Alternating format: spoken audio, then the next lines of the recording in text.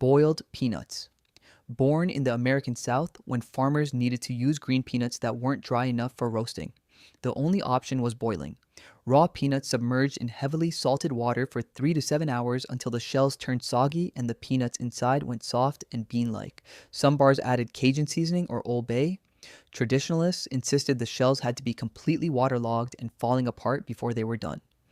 You eat them by cracking the soft shell with your fingers, sucking out the salty juice, then pulling out the peanut. The texture is nothing like roasted. Soft, almost mushy, starchy, and intensely salty from hours in the brine. Each peanut requires work, which was the whole point. The effort kept you occupied between drinks, and the salt guaranteed you'd order another beer. Wet shells piled up in ashtrays. Brine made your fingers slippery, and the mess was considered part of the experience. This was Southern dive bar culture, so food that was cheap, salty, and designed to keep you sitting longer. Pickled eggs. These appeared in American bars in the early 1900s when saloons needed protein that could sit unrefrigerated on the bar for weeks. Hard-boiled eggs, peeled and submerged in white vinegar, brine with peppercorns, mustard seeds, and bay leaves sitting in gallon jars in plain sight.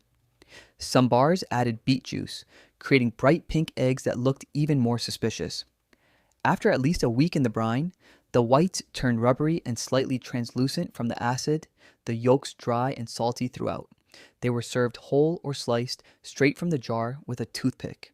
The experience was divisive. Regulars loved them. Newcomers were horrified. The jar's liquid got cloudier over time, bits of egg white floating in it, the whole thing looking increasingly questionable as the weeks passed.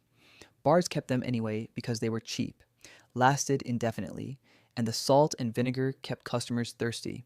This was bar food that predated health inspections and required a strong stomach and a willingness to ignore what you were looking at.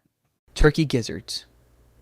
The gizzard is the muscular stomach of the turkey, the organ that grinds up the bird's food, and it became a bar staple in the South and Midwest when bars needed the cheapest possible fried protein.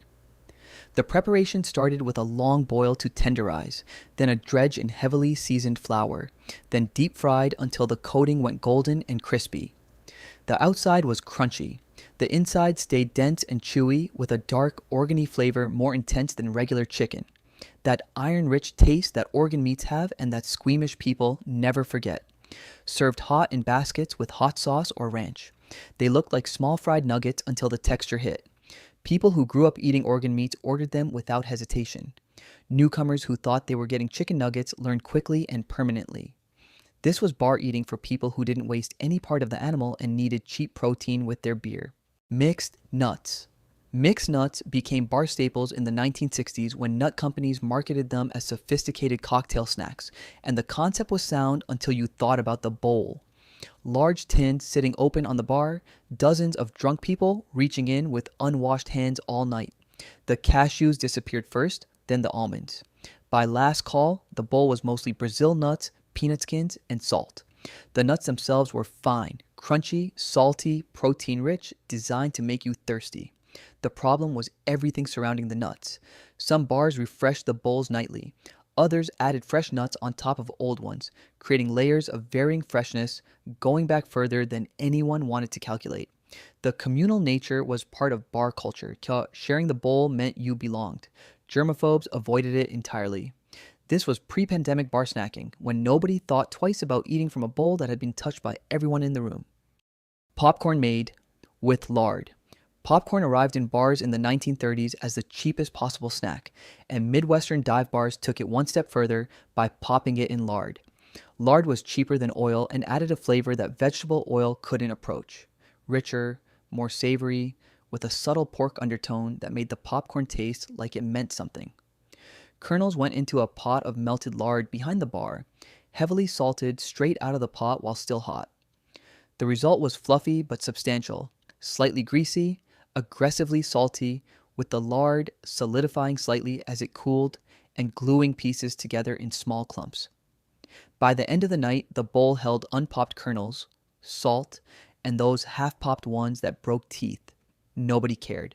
This was Depression-era economy, the cheapest possible fat, the most possible salt served communally to save on dishes. Modern health codes and animal fat concerns killed the tradition, but old-timers remember when bar popcorn actually tasted like food. Pickled pig's feet. Actual pig feet, bones, skin, toes, and all, boiled for hours until gelatinous, then submerged in vinegar brine with pickling spices, onions, and hot peppers for at least a week. The jar sat on the bar looking exactly like what it was. The texture was the challenge: gelatinous skin, collagen slick and rubbery, soft meat around numerous small bones requiring careful navigation. The flavor was pork transformed by acid, sour, salty, the pig's natural taste still present underneath the vinegar. Eating one required full commitment and a stack of napkins, served cold or room temperature, usually with hot sauce. Regulars who'd grown up eating every part of the animal ate them without ceremony. Newcomers were uniformly horrified.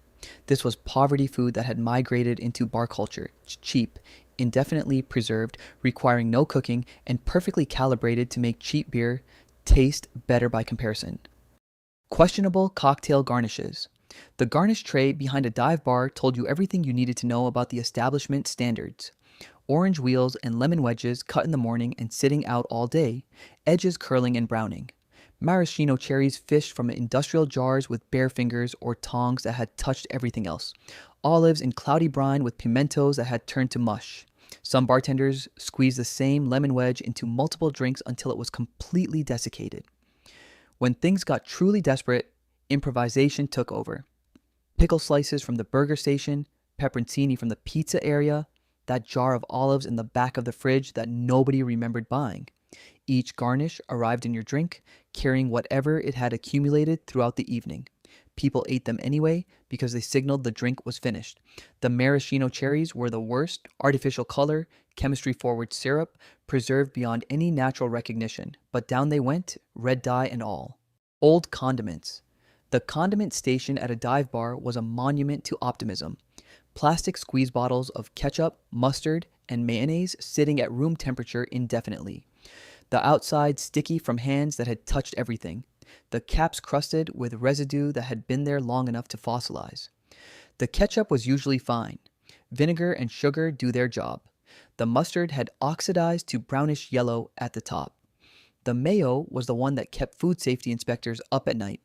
A creamy condiment living at room temperature for days, refilled by pouring new product on top of old rather than replacing the bottle. The hot sauce was safe but disgusting. The bottles covered in dried splatter and fingerprints. Squeezing the ketchup produced a watery pre-ketchup liquid first. The mustard shot out violently because it had separated. The mayo was a gamble every single time. This was bar dining in the era before Yelp reviews made every health code violation permanent. You ate at your own risk, and the condiments were often riskier than the food.